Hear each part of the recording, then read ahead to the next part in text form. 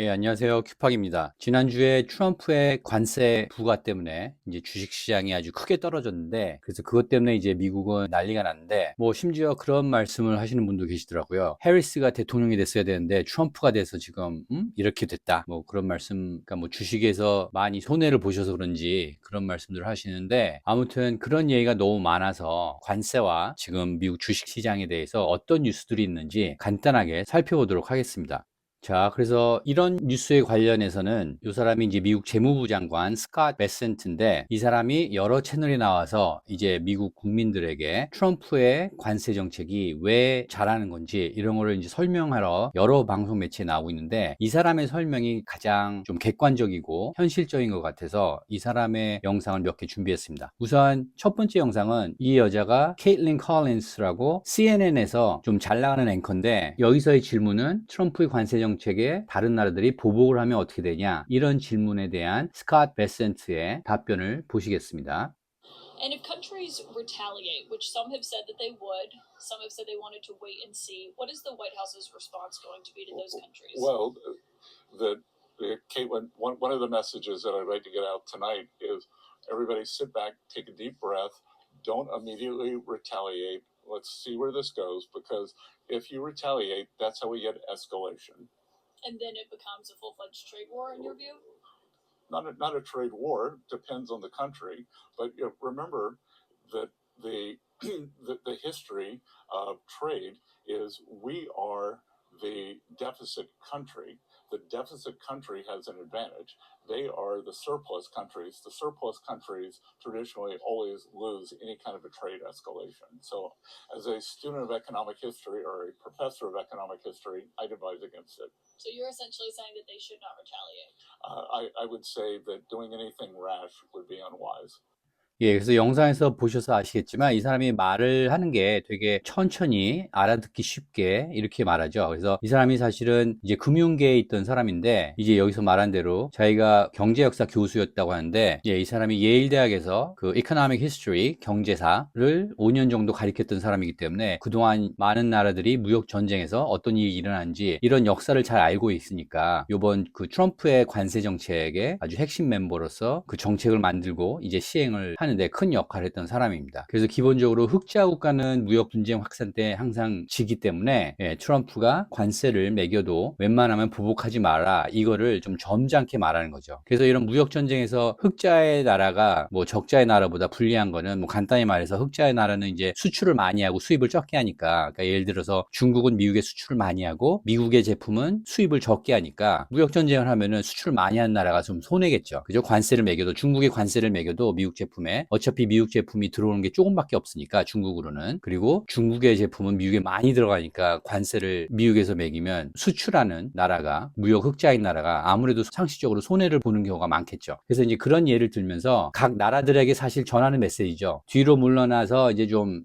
차분히 진정하고 즉시 보복하지 말라. 왜냐하면 사실 대부분의 나라가 미국 대상으로 무역 흑자를 보고 있기 때문에 우리한테 이길 수가 없다. 뭐 이런 입장인데 이제 그걸 점잖게 말하는 거죠. 교수님처럼. 그래서 그게 하나의 영상이고 또 하나 이번에는 마르코 루비오 국무부 장관인데 유럽에 이제 관세를 매기니까 유럽 나라들이 미국이 관세를 매기기 때문에 뭐 경제가 힘들어져서 그 유럽 국방비를 더 내라고 미국은 요구하는데 유럽이 좀 힘들지 않겠냐 뭐 이런 입장에서 기자가 질문을 했습니다. 그래서 루비오가 뭐라고 대답하는지 한번 보시죠. What is your reaction and what is the impact on Europeans? You want them to spend more on defense, yes, which they're agreeing to finally. But how can they do that when their economies are crashing and they are now? No, their economies are not crashing. Their markets are reacting. No, their economies are not crashing. Their markets are reacting to a dramatic change in the global order in terms of trade. And so what happens is pretty straightforward. If you're a company and you make a bunch of your products in China, and all of a sudden shareholders or people that play the stock market realize that it's going to cost a lot more to produce in China, your stock is going to go down. But ultimately, the markets, as long as they know what the rules are going to be moving forward, and as long as that's set and you can sustain where you're going to be, the markets will adjust. Businesses around the world, including in trade and global trade, they just need to know what the rules are. Once they know what the rules are, they will adjust to those rules.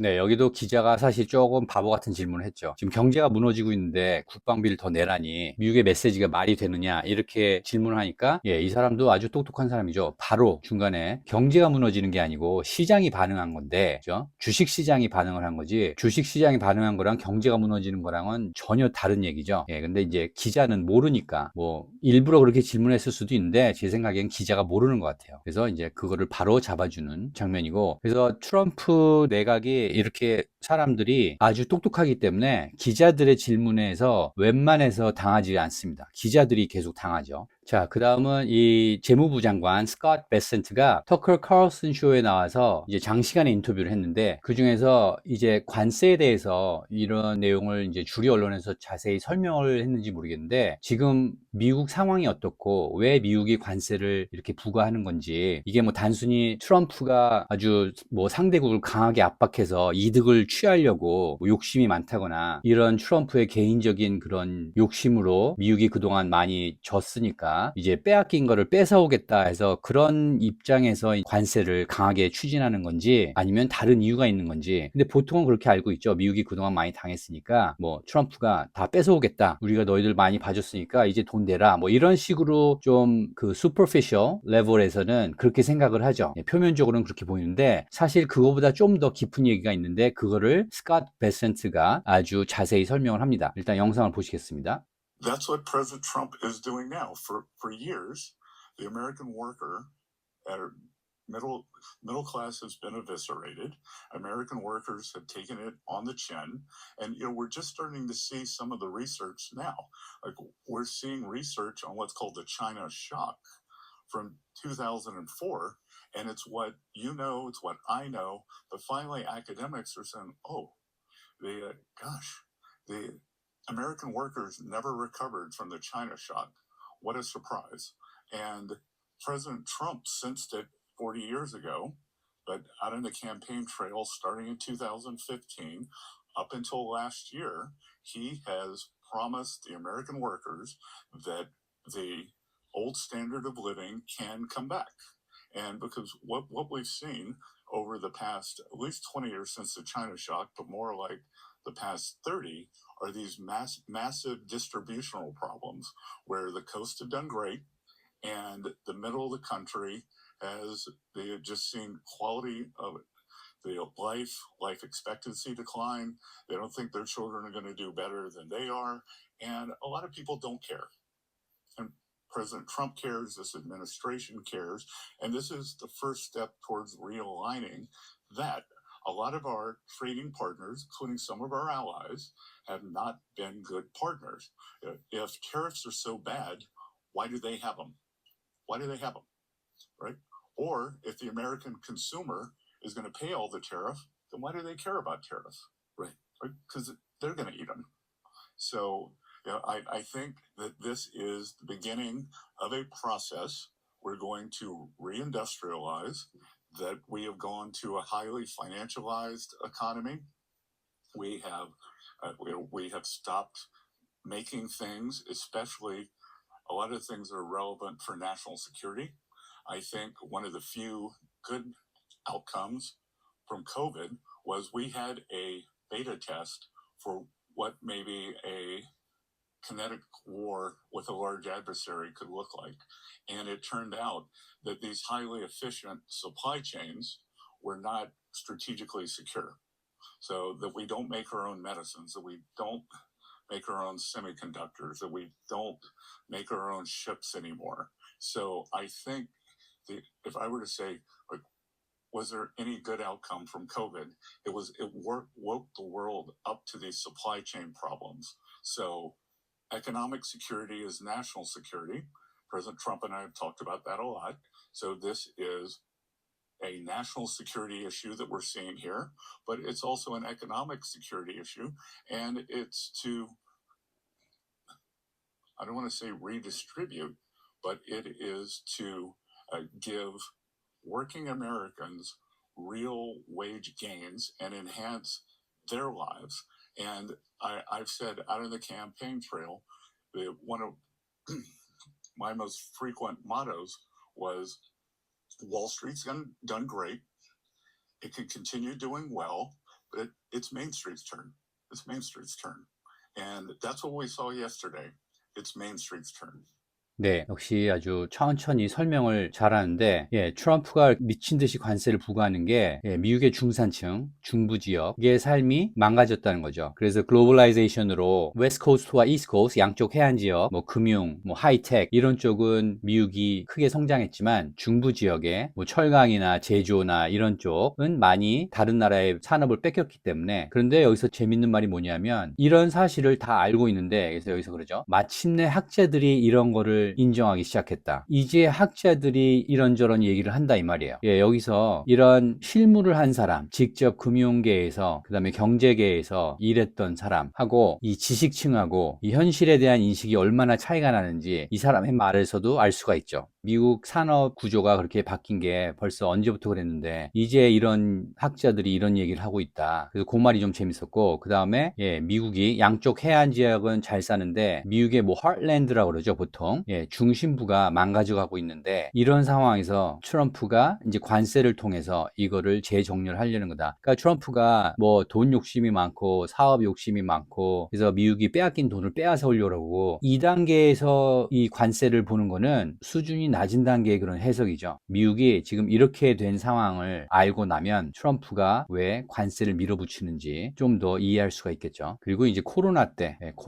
이 물리적 전쟁이 어떨지에 대한 베타 테스트였다란 말이, 그 물자를 공급하는 게 얼마나 중요한지 코로나 때 알았고, 그런데 미국은 이제 제조업이 거의 망했으니까 코로나 말고 다른 어떤 국가적 위급 상황이 오면 그때는 이제 미국이 대처하기가 힘들지 않냐. 그래서 제조업을 다시 들여와야 된다. 그래서 제조업 하면은 뭐 중국에서 뭐 싼 물건을 파는 그런 제조업이 아니라 예, 의약품, 반도체, 그다음에 군수품 뭐 이런 거를 당연히 미국에서 만들 줄 알아야 된다라고 주장을 하는 거죠. 그래서 이 사람이 이제 뭐 redistribution of wealth, 부의 재분배, 예, 이런 말을 뭐 이렇게, 이 사람은 아무래도 자유시장, 자본주의의 사람이니까 이런 좌익 경제학자들이 쓰는 말, 이런 말을 쓰고 싶지 않아서 그런지 이제 재분배라는 말은 쓰고 싶지 않지만, 지금까지 미국이 금융업으로 월스트리트는 부자가 됐는데 월스트리트에 반대되는 말로 이 사람이 쓴 말이 메인 스트리트입니다. 메인 스트리트라는 거는 이제 뭐 미국의 뭐 어떤 타운이나 도시에 가도 이제 그러니까 보통 사람들의 길이란 얘기겠죠. 메인 스트리트가. 예, 월스트리트는 그동안 너무 잘 살았고 앞으로도 잘 살 건데 미국의 메인 스트리트를 지켜야 되지 않겠냐. 이 사람들을 도와줘야 되지 않겠냐. 이제는 메인 스트리트를 도와줄 차례다. 라면서 이제 좀 의미심장한 말이죠. 월스트리트는 이제 엘리트층을 대변하는 거리라고 하면 미국 근로자들을 상징하는 거리는 메인 스트리트. 그래서 이렇게 대조를 시켜서 국가가 메인 스트리트를 챙겨야 된다. 미국의 중산층, 미국의 근로자층 이들을 챙겨야 된다. 그러니까 이게 사실 이런 면만 딱 보면 예전에 좌파 정치인들이 가졌던 스탠스죠. 이거는 저 노동자층을 생각하고 엘리트 부자들보다는 노동자층을 생각하는 게 리버럴 정치인들의 그 입장이었는데 이제 그게 완전히 바뀌었습니다. 미국이. 좌익 민주당은 엘리트들을 위한 당이 됐고 소외된 미국 일반 국민들, 중산층을 위한 당은 이제 공화당이 됐습니다. 그렇게 바뀌었다는 걸 아셔야 되고, 그 다음에 네, 요것도 이전 영상과 약간 비슷한 내용인데 여기도 스캇 베센트가 아주 중요한 얘기를 해서 요것도 마지막 영상으로 보시겠습니다.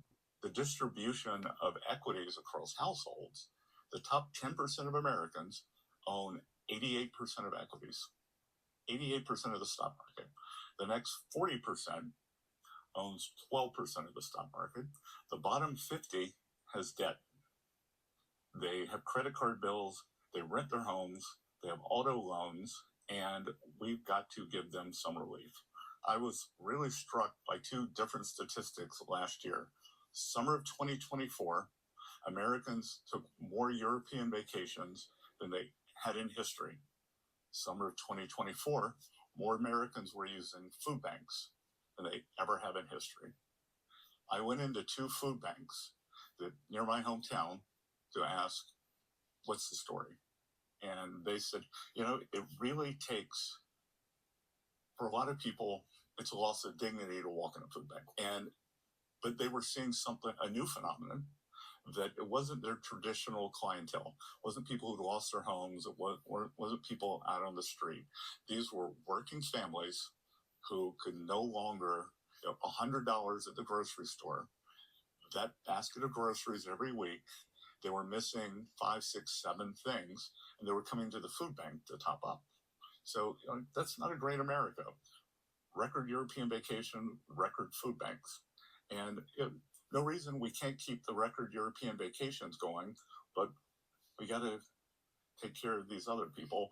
네, 이전 영상에서 월스트리트는 그동안 잘 살았고 그 사람들은 걱정할 거 없고 메인스트리트를 우리가 챙겨야 된다 그랬는데, 예, 보시면 미국 주식의 88%가 미국 가정 상위 10%, 그러니까 이 사람들이 장악하고 있는 미국 주식 시장이 폭락했는데 지금 주류 언론에서는 난리가 난 거죠. 아, 트럼프가 되더니 뭐 주식 시장이 폭락했다, 이거 뭐 말이 되냐, 막 뭐 이런 식으로 막 비난하는데, 예, 주식 시장의 대부분은 누가 가지고 있다? 예, 부자들이죠. 그죠? 그리고 하위 50%는 예, 주식이 문제가 아니고 빚이 문제고 집이 문제고 신용카드 문제고 자동차 대출이 문제고 이렇게 사는 사람들이 50%인데, 그래서 앞에서 말한 부의 재분배라는 말을 쓰기 싫지만 이제 이 사람들에게도 소득을 올려줘야 된다, 부를 좀 가져다 줘야 된다. 그렇다고 이제 정부가 부자에게서 뺏어가지고 가난한 사람에게 주고 이런 거는 절대 아니고 시장을 realign 한다고 그러죠. 재정렬해야 된다 이거죠. 자금의 흐름이 이제 밑으로 갈 수 있게. 그래서 그것 때문에 지금 관세를 매기는 거고, 또 이 사람이 한 말 중에서 네, 작년에 2개의 통계를 봤는데 작년 여름이 역사상 미국 역사상 유럽 여행을 가장 많이 갔고 대신 푸드뱅크를 간 사람들이 역사상 가장 많았고, 예, 저소득층에게 이제 음식을 나눠주는 푸드뱅크에 사람이 가장 많이 몰렸다는 건데, 그리고 이 사람이 가서 알아봤더니 이 사람들이 다 이제 망해가지고 길거리로 나가게 된 그런 사람들이 아니고 일반 근로자들, 중산층 이하가, 예, 물가도 오르고 수입은 적어지고 그러니까 기본적인 생활비가 넉넉하지 못하니까 이제 푸드뱅크를 이용하게 됐는데, 그런 사람들이 역대 최고였다라고 말하는 게 조금 의미가 있는 게 뭐냐면, 네, 기록적 유럽 여행 한쪽은 부자들은 엄청 많이 유럽을 갔죠. 중산층 이하는 엄청 많이 푸드뱅크를 갔죠. 이게 뭐죠? 이런 게 그야말로 빈부격차를 적나라하게 보여주는 현상이죠. 네, 바이든 정권 4년이 좌파 정권 4년이 이렇게 된 겁니다. 빈부격차가 더 심해진 겁니다. 그리고 이거는 꼭 미국뿐만 아니라 어느 나라를 봐도 좌파 정권이 좌파 경제 정책을 쓰면 빈부격차는 늘어날 수밖에 없습니다. 네, 미국에서 바로 이렇게 보여지잖아요. 그래서 이거를 뜯어 고치겠다는 게 지금 트럼프 정부입니다. 이제 이 사람들을 돌봐야 될 시기다라고, 네, 공화당에서 이런 얘기가 나오고 있는 겁니다. 지금 미국이. 그러니까 세상이 얼마나 거꾸로 바뀐 건가요?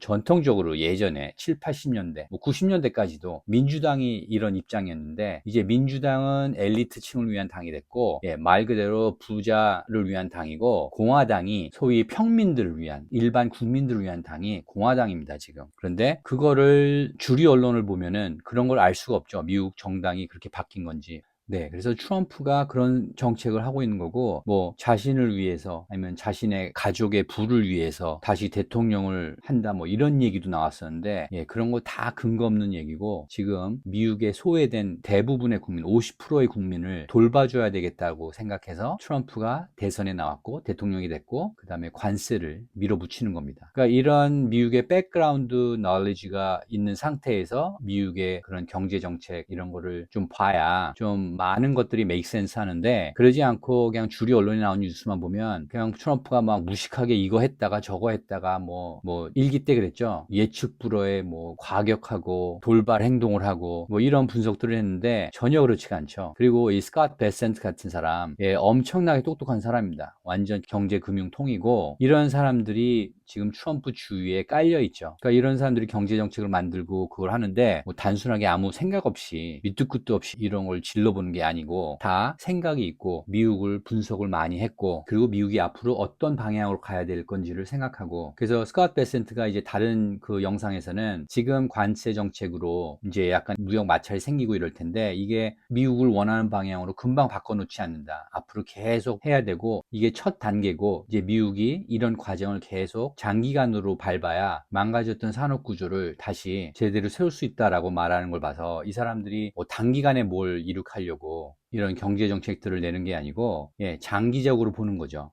네, 그래서 오늘은 트럼프 행정부가 왜 그렇게 관세를 심하게 밀어붙이는지, 그 백그라운드에는 어떤 얘기들이 깔려 있는지 스캇 베센트의 영상을 보여드렸습니다. 오늘도 미국을 이해하신 데 도움이 많이 됐다면 좋아요, 구독 눌러주시고 많은 공유 부탁드리겠습니다. 감사합니다.